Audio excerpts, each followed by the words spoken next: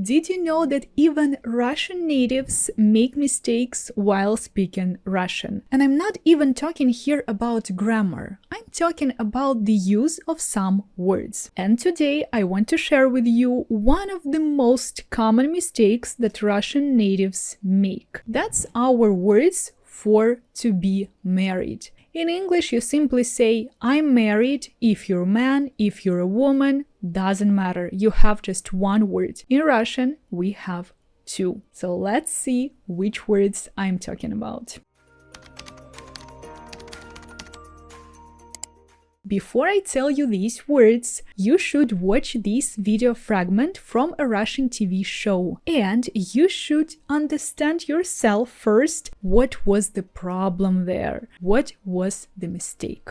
Семейное положение. Не замужем. В смысле, холост. Не женат. Hopefully you understood that, and now let's discuss what went wrong for this poor guy. As you can imagine, it was a job interview, so obviously this guy was stressed when asking about семейное положение. Семейное положение, your family situation, your family status. So his first answer was не замужем. Не замужем, I'm not married, sounds perfect in English.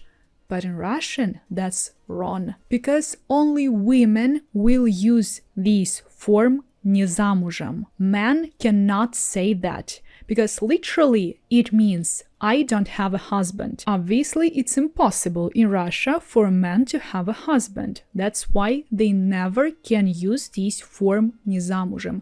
It's only for women. So you could see how another guy, his boss, looked at him when he said не замужем. Не замужем.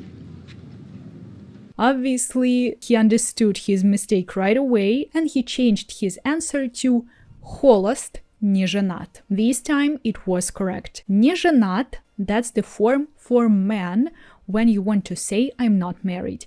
Я не женат. Another option is saying холост. Я холост, я не женат. Both of them mean I'm not married, but only for men. В смысле, холост. Не женат.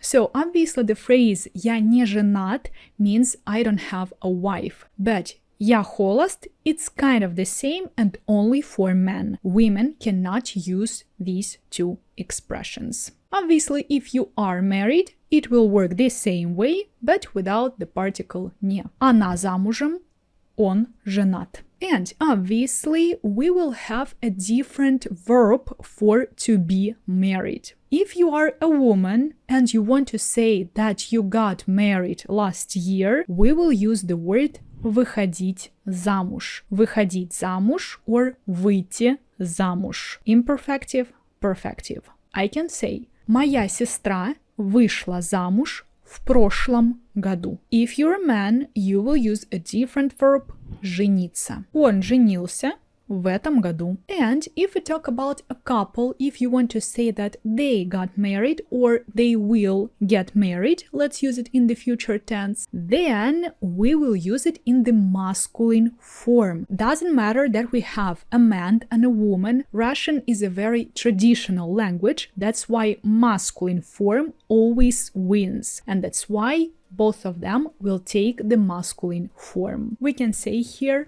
они поженятся в следующем году. Also try to memorize prepositions and the cases that these two verbs take. Выходить замуж за and жениться на. Let's use such phrases.